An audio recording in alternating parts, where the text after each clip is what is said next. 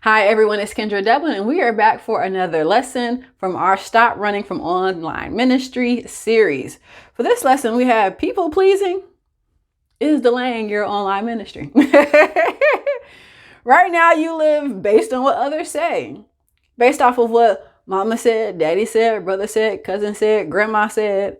God said, I'm calling you to speak. God said, I'm calling you to teach. God said, I'm calling you to write a book. God said, I'm calling you to be an entrepreneur. And here you are talking about well, mama and daddy and everybody else said, I just need to go to school. I just need to work off my loans for the next 20 years. That I'm just supposed to do things the regular, logical way, the way of the world. I wasn't taught those different things. So, I don't even know what to do to even get started. So I'm just going to play it safe while God has said, I called you over here. If you think you're going to get the same success as you would get over here, you're not. You're not. And then you make other people God-like because now you're listening to what they said versus what God said. You're listening to the things that they're telling you, and they're saying, a lot of times it's not because they're just trying to literally oppose you or oppose God. They just believe what they're saying is best for you in your life. But God has said something different to you. God says, I need you to do this. God says, I need you to do that. And here you are talking about mom and daddy and brother and cousin said. Maybe you need to talk to people who actually believe in the vision that you have so that you can actually get started. And not everybody who is saying these things is literally like, out to get you or trying to belittle you. Sometimes they just don't understand. And sometimes some people miss their calling, so they themselves have things going on inside of them.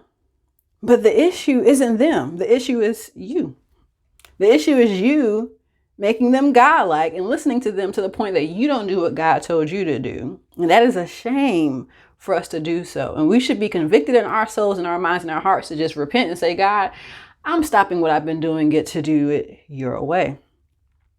And so it's connected to running, because how can you be consistent if you think that you can't do God's work?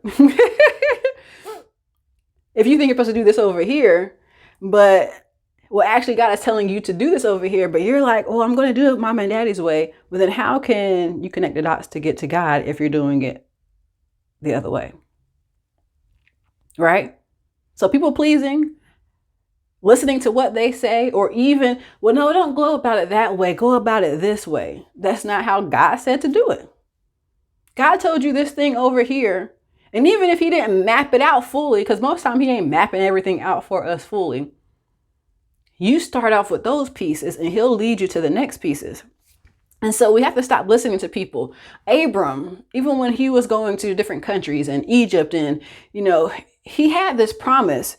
So, he couldn't, nothing could really happen to him to the point of death before the promise was done. But here he goes talking about, yeah, Sarai, she's my sister, not my wife, multiple times.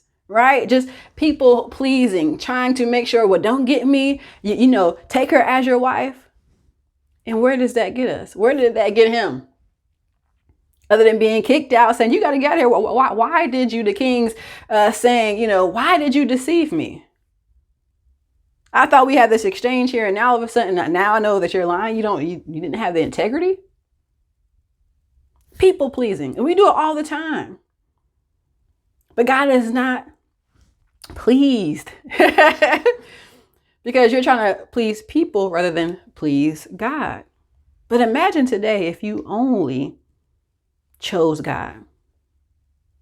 What would happen the rest of the day? And if it's at the nighttime, what would happen tomorrow?